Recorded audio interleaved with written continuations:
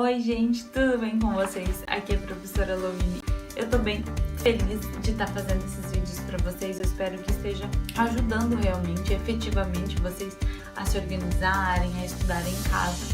Mas a ideia é que eles não fiquem tão longos, então eu vou tentar resumir, os vídeos. Uma dica para vocês é, quando vocês forem ler a apostila, não leiam as atividades, vocês pulem as atividades quando vocês estiverem lendo ela. Eu já estava quase esquecendo, gente. Roda a vinheta.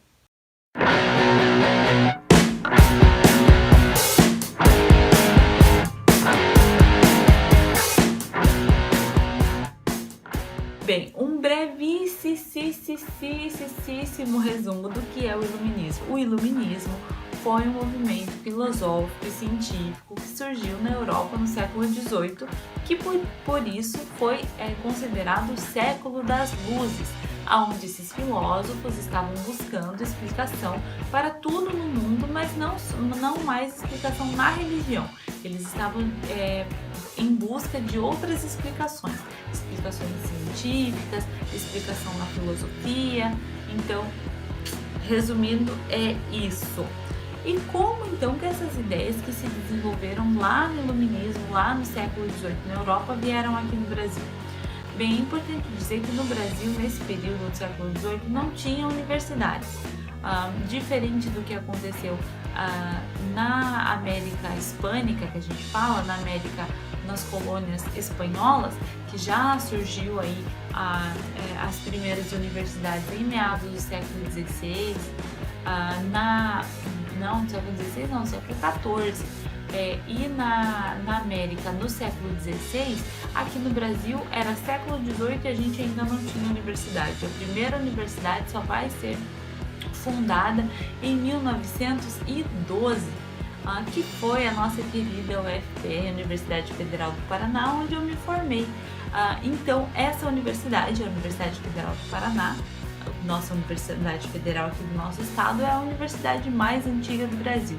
E ela foi fundada apenas em 1912, olha só que atraso, né? Enfim, então os estudantes, mais bem abonados daqui da colônia, os filhos de comerciantes, enfim, os latifundiários aqui da colônia, eles iam à Europa estudar. A maioria deles ia para Lisboa. Era Lisboa. Eu não sei se é em Lisboa ou uma outra cidade de Portugal, mas é em Portugal para estudar direito, e outros iam para a França para estudar medicina.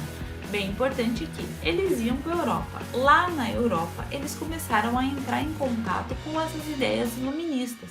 E eles vieram para cá, o Brasil cheio dessas ideias.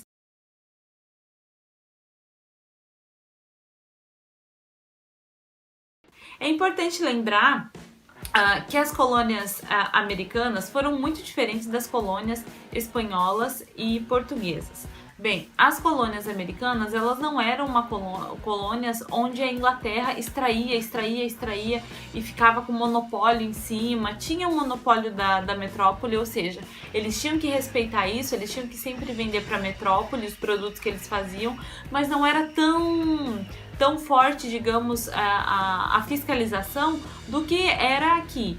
Espanha e Portugal fizeram sua colonização realmente com mão de ferro na América do Sul. E já na América do Norte, a Inglaterra afrouxou um pouquinho, não foi tão sangrenta, digamos assim. Outra coisa também que influenciou muito foi o terreno. As 13 colônias, elas se dividiram principalmente em duas partes, as colônias do Sul e as colônias do Norte. As colônias do Sul se caracterizaram pela produção de açúcar, era um clima mais parecido com o clima que a gente tem aqui na América do Sul. Então eles tinham, digamos que, uma economia parecida, escravocrata, enfim, eles utilizavam mão de obra escrava, eles tinham aí grandes latifúndios, ou seja, grandes pedaços de terra, diferente das colônias do norte, onde o terreno era muito difícil de cultivar, era muito frio. Então o que eles faziam? A agricultura era mais familiar, agricultura de subsistência, ou seja, as famílias produziam aquilo que elas comiam. Então isso acabou gerando uma população lá um pouco mais crítica, um pouco mais livre e abolicionista também. Então teve essas duas fortes características entre as colônias do sul e as colônias do norte.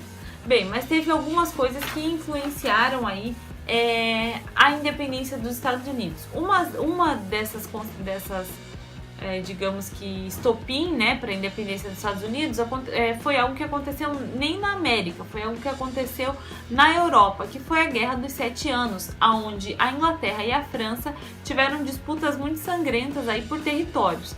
Territórios aqui na América, territórios na África, territórios na Ásia. E aqui na América, o território que estava sendo disputado era o território ao norte dos Estados Unidos, onde hoje é o Canadá. Então, esse território ao norte era um território francês e a Inglaterra queria para eles esse território. Até hoje, no Canadá, as duas línguas são consideradas línguas oficiais, tanto o francês quanto o inglês.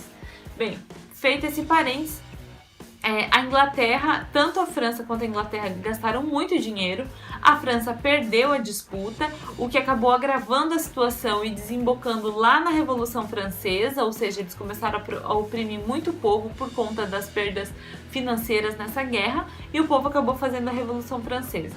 Na Inglaterra, eles ganharam, mas também ficaram com uma dívida enorme para poder pagar os custos dessa guerra. O que eles começaram a fazer? Começaram a cobrar mais impostos das colônias, apesar dos colonos terem aí se unido aos ingleses para lutar contra os franceses. Mas terminando a guerra, a colônia, né, os ingleses começaram a colocar altos impostos em cima da colônia, e os colonos começaram, obviamente, não ficar contentes com isso. Entre as leis que mais foram duras assim, em cima dos colonos nesse período foi a lei do açúcar, depois a lei do selo, a lei do chá e as leis intoleráveis, que eram leis de recessão. Assim. Qual era a lei do açúcar?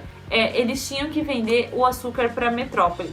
Na verdade, assim, eles receberam um desconto no valor do açúcar, eles não pagavam tão caro pelo açúcar, mas em contrapartida eles pagavam muito caro pelos produtos da metrópole.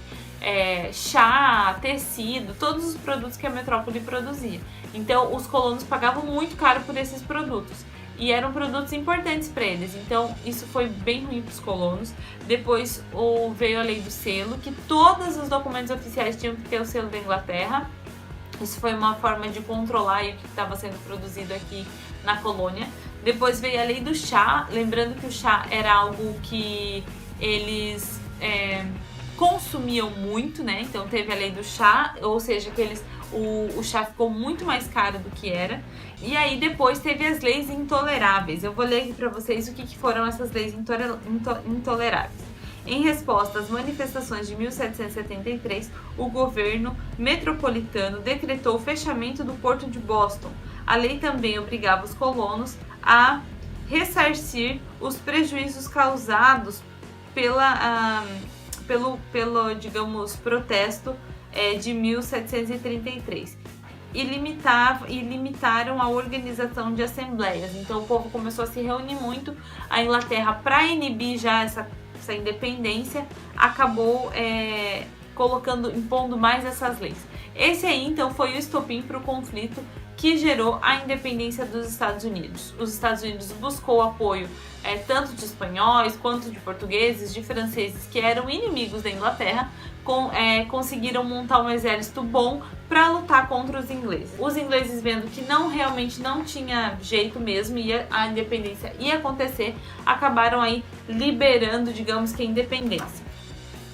Em 1744 aconteceu o primeiro Congresso Continental na Filadélfia. Depois, o segundo Congresso Continental na Filadélfia aconteceu em 1775 e depois, em 1776, houve a Declaração de Independência. O primeiro congresso foi uma carta que eles fizeram ao rei da Inglaterra pedindo para que os impostos fossem baixados e também declarando aí que eles eram fiéis ao rei. mas não funcionou. O rei não gostou, não quis saber e impôs mais impostos ainda sobre a colônia, achando que isso tinha sido uma afronta. No segundo Congresso Continental da Filadélfia, todas as colônias participaram e daí já sinalizaram: não, precisamos da nossa independência. E em 1776 houve a Declaração de Independência. Depois, obviamente, depois dessa declaração de independência, houve diversos conflitos. Os conflitos foram até mais ou menos 1781, aonde os colonos acabaram vencendo a guerra por conta da ajuda desses inimigos, né, da Inglaterra. Os americanos ganharam a ajuda da Espanha, de Portugal, da França, todos inimigos da Inglaterra. E depois veio o Tratado de Paris, em 1783. A Inglaterra reconheceu a independência dos Estados Unidos.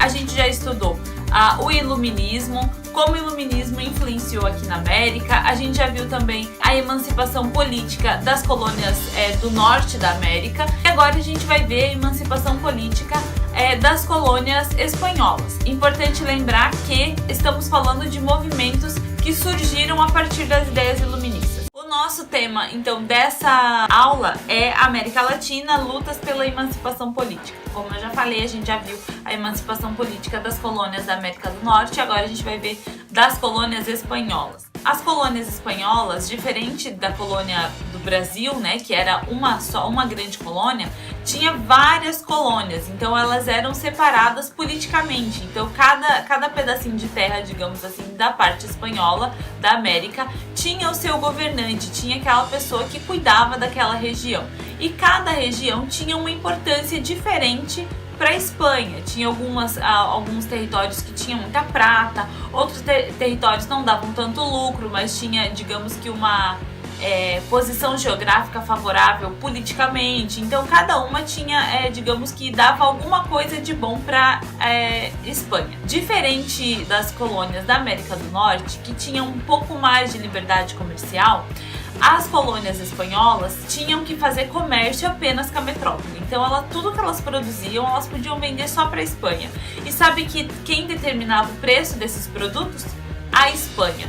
Imagina você vender alguma coisa para alguém e é essa pessoa que vai colocar o preço naquilo que você está vendendo. Então, obviamente, a metrópole colocava o valor das mercadorias que comprava da colônia lá embaixo e como a colônia só podia comprar produtos da Espanha, a Espanha colocava o valor dos produtos dela lá em cima. Obviamente isso não agradava ninguém, principalmente os crioulos, que eram aí a elite da colônia. Quem eram os crioulos? Eram filhos de espanhóis, mas nascidos na América. Então eles eram os donos de terra, eles que produziam as coisas que a colônia vendia. Então eles eram uma elite que não estava contente com a metrópole.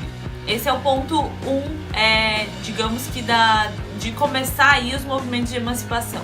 Ponto 2, a população ela era extremamente empobrecida, então as pessoas realmente queriam mudanças, elas ansiavam por mudança, mas elas não sabiam aí que a ideia dos crioulos era fazer emancipação política, mas não mexer na estrutura social. Então a ideia deles era fazer emancipação e continuar se mantendo como elite e continuar oprimindo o povo mais empobrecido.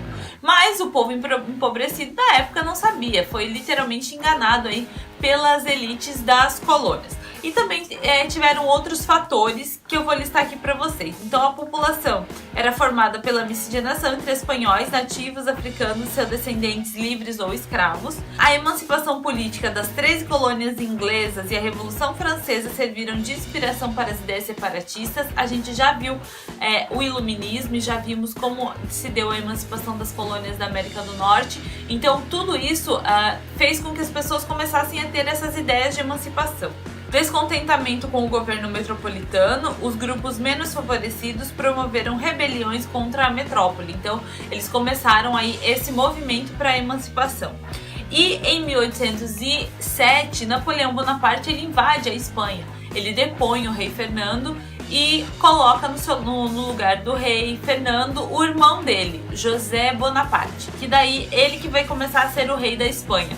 Obviamente, a Espanha não gostou disso e colocou todas as suas forças para combater Napoleão Bonaparte dentro do território espanhol. Olhando mais para dentro do seu território, ficou insustentável a administração das colônias, porque eles já estavam sofrendo uma grande, digamos que, grandes lutas dentro do próprio território. E ainda cuidar das colônias que ficavam milhares de quilômetros de distância ficou completamente inviável. E aí começou a pipocar aí as emancipações lideradas pelos crioulos. Então eu vou colocar aqui para vocês quem são os crioulos, né? Então eram descendentes de espanhóis nascidos na América. O que eles questionavam? Estavam descontentes com o monopólio comercial praticado pela metrópole e a ausência de representação política. Então, além do comércio, eles também não tinham força política e isso era algo que incomodava muito eles. Como contribuíram para os processos de independência? Aproveitando-se da fragilidade do Império Espanhol para dar início aos conflitos que resultaram nas independências e na formação de diversas nações latino-americanas. Então, além de dinheiro, eles tinham bastante força política também. Né? Eles tinham muitos escravos, eles eram os poderosos da América Latina e acabaram ludibriando aí o povo. Então, a emancipação política das colônias teve várias emancipações e aqui a gente vai listar, o livro lista 5 emancipações e mais a emancipação do Haiti. E lembrando que o Haiti, ele fica... Muitas pessoas acham que o Haiti e a Jamaica, por exemplo, ficam na África. Não ficam. Tanto Haiti quanto Jamaica são territórios americanos. São ilhas, né? E o Haiti, na época, não era uma colônia espanhola, nem inglesa e nem dos portugueses. O Haiti era uma colônia francesa. Então, a gente vai ver um pouquinho da independência do Haiti mais no final do vídeo, tá? Então, a gente vai ver como se deram as independências do vice-reino da Espanha, da Capitania Geral da Venezuela e o vice-reino da Nova Granada, e o vice-reino do Rio da Prata, Capitania Geral do Chile, vice-reino do Peru, Capitania Geral de Cuba e República Dominicana. Então, a gente vai ver um pouquinho como se deram essas independências. Bem, o vice-reino da Nova Espanha é onde é atual onde é atualmente o México.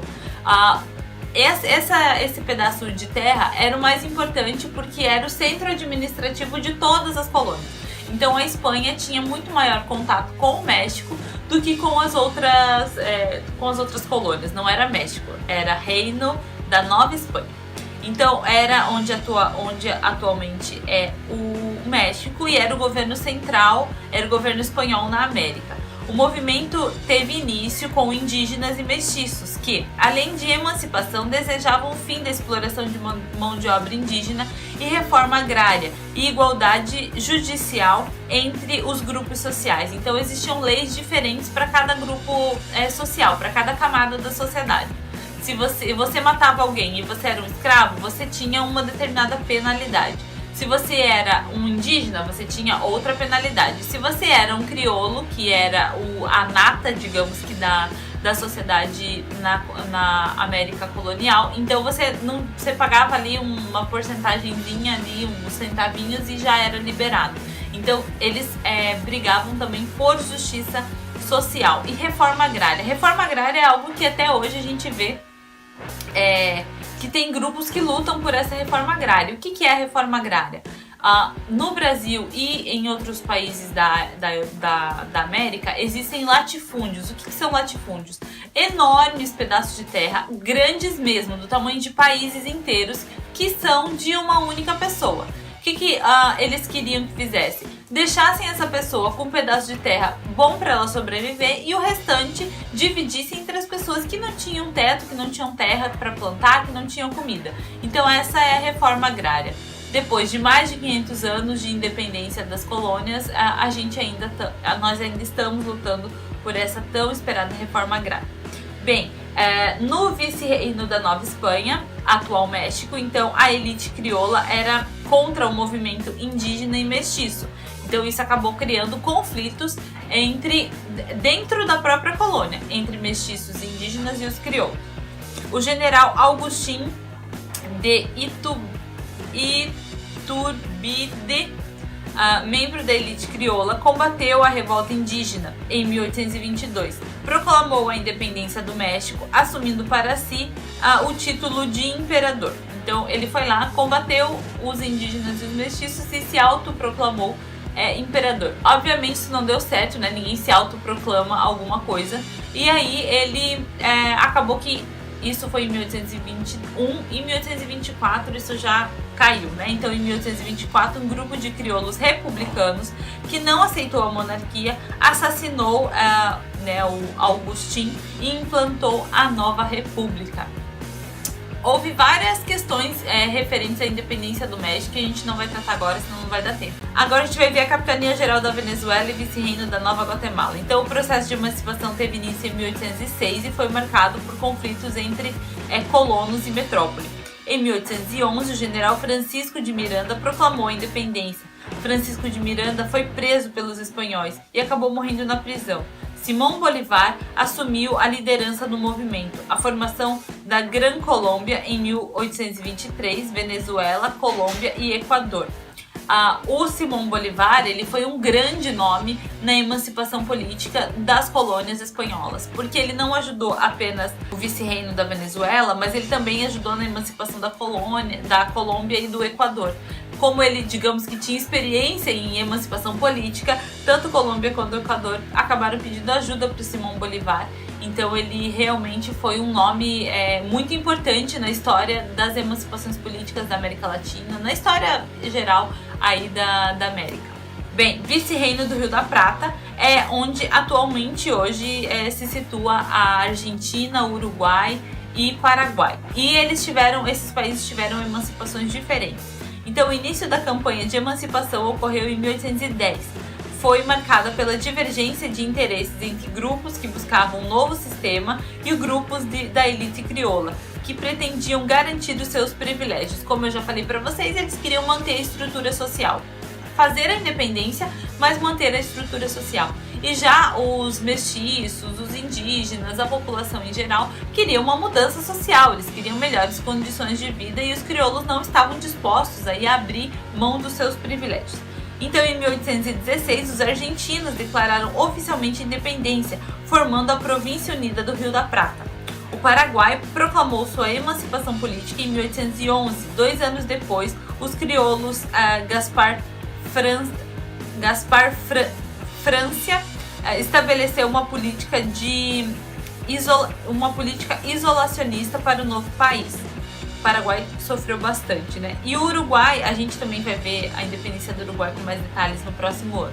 E o Uruguai, acho que foi acho que o país dos 3 o que mais sofreu, porque ele acabou se tornando independente do espanhol, mas foi anexado ao Brasil. Então o Uruguai se manteve até 1817 sob o poder dos espanhóis, quando foi anexado ao Brasil como província cisplatina.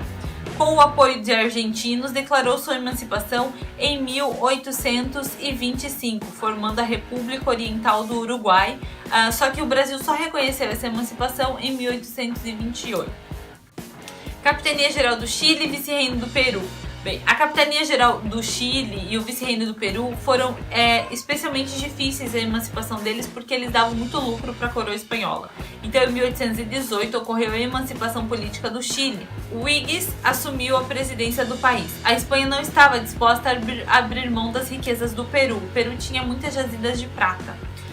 São Martín partiu com seus homens em marcha do Chile para o Peru, com uma missão que durou 3 anos e implicou atravessar os Andes, mas eles acabaram conseguindo aí a emancipação política. Então a Batalha de Ayacucho afirmou a emancipação política do Peru, mas foi uma batalha bem sangrenta porque a Espanha realmente se concentrou suas forças em não permitir que o Peru se emancipasse, justamente porque o Peru tinha muitas riquezas. República Geral de Cuba e República Dominicana. República Dominicana proclamou sua independência em 1821, mas o local foi imediatamente dominado pelo Haiti, permanecendo sob sua tutela até 1844. Em Cuba, as lutas pela independência tiveram início em 1850, mas apenas em 1901 ocorreu a emancipação definitiva do país. Bem, após a emancipação política das colônias, aconteceu uma necessidade de uma organização econômica e uma organização política mesmo dessas colônias. surgiu um movimento que se chamou Pan-Americano, ou seja, a união de todos os países da América Latina. Durou pouco tempo, foi comandado por Simón Bolívar, mas não durou muito tempo. Logo, elas digamos que se afastaram de vez e cada uma teve seu governo independente, né? Cada uma teve aí independência nos seus próprios governos e formou estados independentes. Emancipação política do Haiti. O Haiti, anteriormente chamado de São Domingo, era uma colônia francesa. Sua população era predominantemente de africanos e afrodescendentes escravizados. A Revolução Haitiana, que aconteceu de 1791 a 1804, liderada por escravizados e ex-escravizados, conquistou a independência e colocou fim ao regime escravocrata. O Haiti foi a primeira colônia da América Latina a se tornar independente em 1804. O haitianismo era o medo que os latino-americanos tinham das revoltas de africanos e afrodescendentes escravizados. Então o Haiti ele era uma ilha, né, que se tornou um país e tinha predominantemente afrodescendentes, e eles acabaram aí fazendo a primeira emancipação política da América Latina. E isso causou muito medo nos outros países, principalmente no Brasil, que tinha a maior população escrava da América Latina, estava no Brasil, e eles tinham medo que essa revolta no Haiti começasse a fomentar revoltas em outros lugares. Bem, eu espero que vocês tenham gostado do vídeo. Eu tentei falar o mais rápido possível porque é um conteúdo extenso, mas eu acho que é bem legal a gente entender como esses países lutaram pelas suas independências. Eu acho que a história serve para isso, pra gente se politizar, pra gente prestar atenção nas coisas que nos cercam e começar a entender um pouquinho como que se deu a política atual do nosso país e dos países vizinhos, que tem origem aí nas suas colônias, quando os países eram colônias, na sua emancipação política e tudo mais.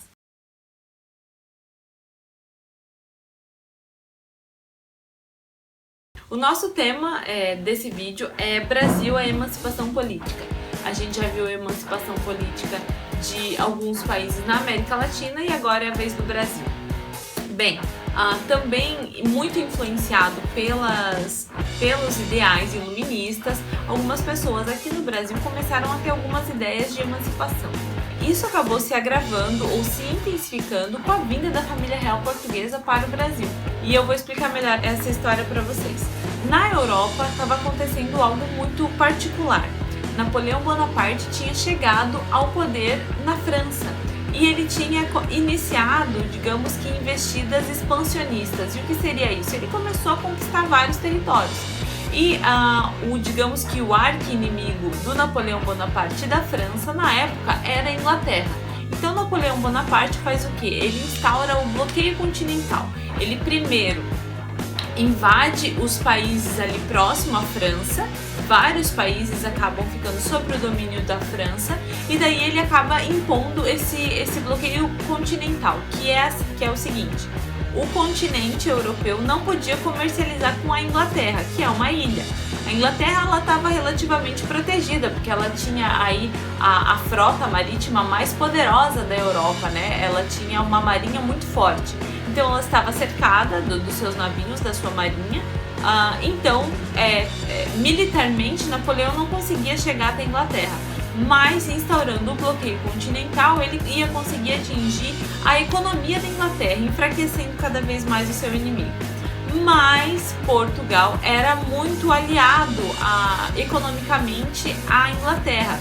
Então Dom João acabou ficando numa sinuca de bico. Ele não podia fazer o bloqueio comercial, senão ele ia perder o maior parceiro comercial dele, que era a Inglaterra, mas ele também não podia não aderir por conta que Napoleão Bonaparte era muito forte militarmente e estava querendo invadir Portugal. Então ele ficou ali numa sinuca de bico, como dizem. Lembrando que, na época, o Dom João, ele era o príncipe regente, ele não era ainda rei. Por quê? Maria I, que era a mãe dele, ainda estava viva. Só que ela tinha problemas mentais, então ela não exercia, ela era rainha, mas não exercia efetivamente o poder político. Quem exercia esse poder era o filho dela, o Dom João, que era o príncipe regente. Sobre isso, Napoleão escreveu uma frase muito icônica, né? Ele escreve sobre o Dom João, que o Dom João foi o único homem que conseguiu enganá-lo. Por quê? O Dom João meio que acordou aí com a França que ele ia fazer o bloqueio continental, mas por debaixo dos panos ele planejou uma fuga para o Brasil, para a sua colônia mais rica, ajudado pela Inglaterra. Então a Inglaterra ajuda Dom João a fugir de Portugal, a transferir toda a corte portuguesa para o Brasil. Vieram junto com Dom João aproximadamente 20 mil pessoas das cortes portuguesas. Vieram 70 navios, 55 deles eram portugueses e o restante era uma escolta inglesa para proteger aí toda a corte portuguesa. Importante dizer que junto com as pessoas vieram também documentos, joias, obras de arte, artistas, cientistas, enfim, veio um monte de gente junto com Dom João e se instalaram no Rio de Janeiro. Mas primeiro Dom João fez uma paradinha ali em Salvador e ele acabou decretando a abertura dos portos às nações amigas. Então foi o primeiro decreto que saiu em 1808, que ele abria os portos brasileiros para as nações amigas de Portugal, ou seja, Inglaterra também. Importante dizer que antes disso o Brasil só podia comercializar com Portugal, então existia um monopólio colonial, ou seja, o Brasil só podia vender para Portugal e também só poderia comprar de Portugal. Outro decreto importante que Dom João assinou foi o fim do exclusivo comercial, como eu falei para vocês. A medida pôs fim a séculos de monopólio comercial. Na prática, o Brasil deixaria de seguir o chamado Pacto Colonial, que é o que eu já falei para vocês, que o Brasil só podia vender para Portugal e também só podia comprar de Portugal. E também, após isso, veio outro decreto que foi a emancipação política. Essa medida é entendida como o primeiro passo para a emancipação política do Brasil. Então ele fez vários, digamos que para adequar o território brasileiro à chegada da família real portuguesa e da corte, ele fez vários ajustes para que justificasse a estada dele aqui na colônia de Portugal, né, no Brasil. Bem, aconteceram diversas mudanças políticas e econômicas na colônia. Quando eles chegaram aqui, as casas elas eram extremamente modestas, né? Não eram dignos, digamos que, da corte portuguesa. O que eles fizeram? Eles confiscaram as casas mais tops, mais bonitas, colocaram um selo lá, PR, que a sigla que significa Príncipe de Regente, mas os brasileiros já trataram de dar uma outra conotação para essa sigla, denominando que aquele PR significava ponha-se na rua. Ou seja, eles simplesmente confiscavam e diziam: agora tal família da corte vai morar nessa casa e você pode ir procurar outra casa. Obviamente a elite brasileira, que era dona das casas mais bonitas, não gostou nada disso. Isso já foi um ponto negativo para o Dom João e para a corte portuguesa. Ele também fez várias reformas no Rio de Janeiro, porque ainda não tinha calçamento nas ruas, não tinha praça, enfim. Então ele construiu várias coisas e também fez pavimentação, calçada nas ruas, enfim, ele fez várias melhorias na cidade. E também ele fundou várias instituições: o Banco do Brasil, a Biblioteca Real, Jardim Botânico, a Imprensa Régia, Teatro São João, Academia Militar, Observatório Astronômico e cursos superiores de Direito e Medicina. Também foram fundados cursos de agronomia e de química no Nordeste. Então tudo isso ajudou com que Dom João tivesse mão de obra especializada para trabalhar na colônia. Afinal, tinha muita gente para alimentar, ele precisava que a produção de comida aumentasse, ele precisava de mão de obra especializada em vários setores para construir as coisas que ele queria construir aqui. Então ele precisou muito investir na qualificação de pessoas. E as pessoas, os negros escravizados que eram trazidos para cá, alguns eram mão de obra especializada em alguns setores, né, como mineração e tudo mais, mas não eram mão de obra especializada na arquitetura, em construções de grande porte. Aconteceram também alguns tratados, né, em 1810, que desfavoreceram bastante o Brasil. o Tratado de Paz e Amizade que Portugal fez com a Inglaterra, que garantia taxas alfandegárias que privilegiavam os comerciantes ingleses, ou seja, a indústria nacional foi extremamente prejudicada porque o imposto sobre o produto inglês era bem mais baixo do que sobre os produtos da própria colônia, os produtos brasileiros. Então a indústria nacional não conseguia competir com os preços dos produtos ingleses. Isso foi muito ruim para a indústria interna.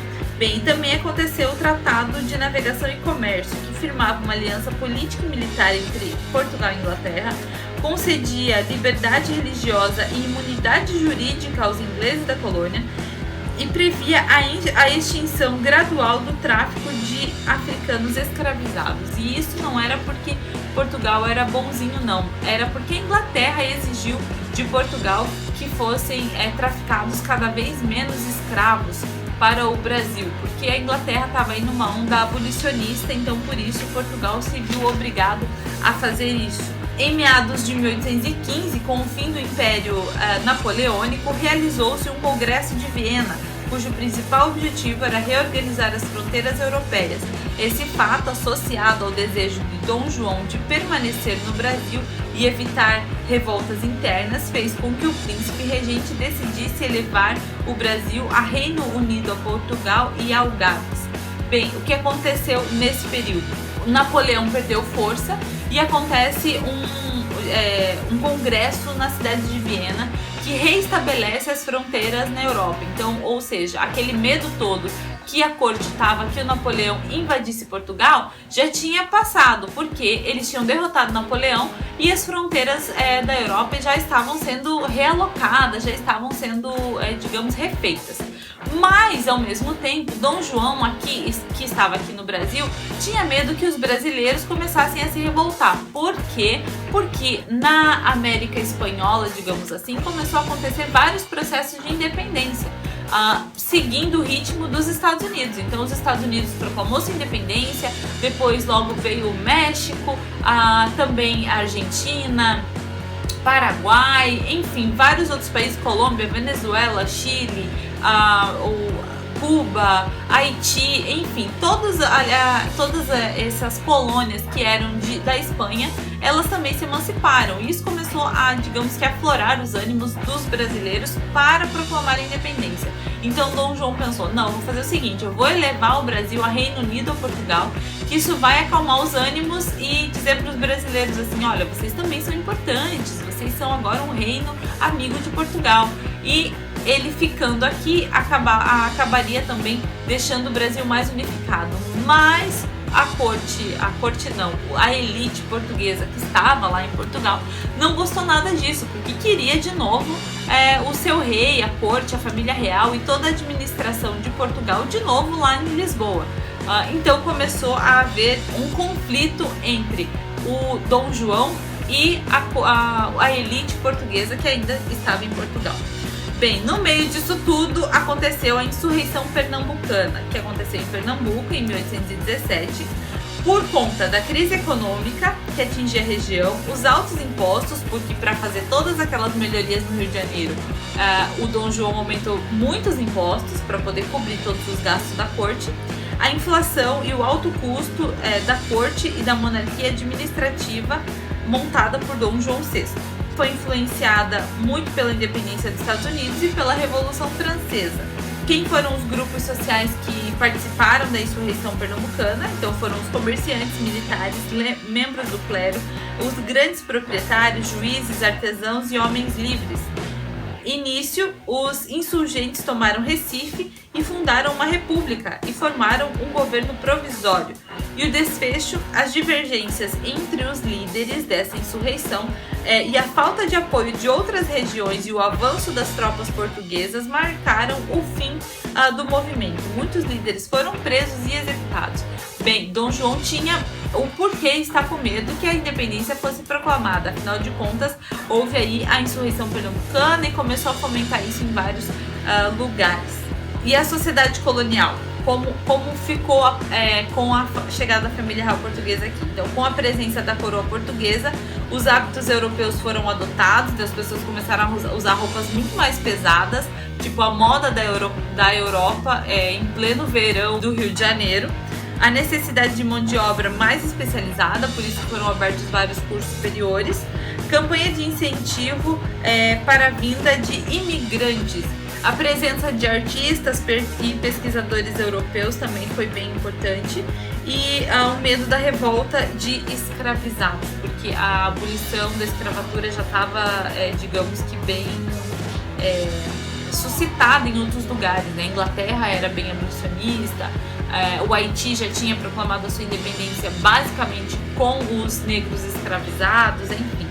E o uso mesmo assim, o uso de mão de obra escrava permaneceu justamente por conta dos latifundiários que estavam aqui no Brasil. Eram grandes pedaços de terra que precisavam de muita gente para trabalhar.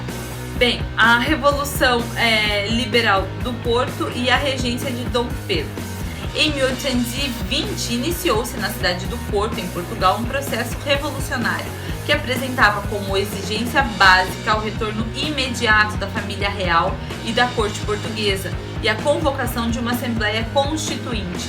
Portugal também digamos que influenciado aí pelos ideais iluministas e contra os reis absolutistas, quis que a corte voltasse para que eles fizessem uma constituição que limitasse os poderes do rei.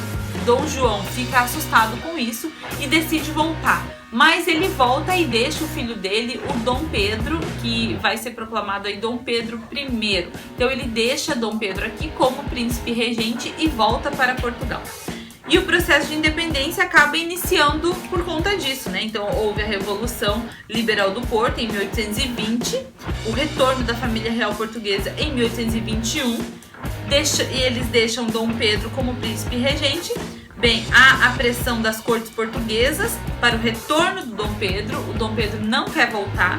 Acontece o dia do Fico, em 9 de janeiro de 1822, e no dia 7 de setembro, também de 1822, acontece a independência do Brasil. Bem, eu espero que vocês tenham gostado do vídeo, eu tentei ser o mais breve possível, é uma história muito legal. Para quem tem curiosidade ou quer saber um pouquinho mais, tá passando uma novela legal na Globo, é Novo Mundo, acho que ela começa às 6, acho que é a novela das 6. E ela é bem legal, tem bastante fundo histórico, obviamente que é extremamente romantizado e tudo mais, mas é interessante pra gente ver os personagens aí, né, e como os atores, eles desenvolveram os personagens, Dom Pedro, a Princesa Leopoldina, enfim, e outras personalidades aí da história política do nosso Brasil. Espero que vocês tenham gostado, um beijo e até o próximo vídeo. E se tiver alguma dúvida, pode mandar um WhatsApp pra prof e a gente marca aí uma videochamada para que vocês tirem todas as suas dúvidas, tá bom? Se cuida, fica em casa e até o próximo vídeo.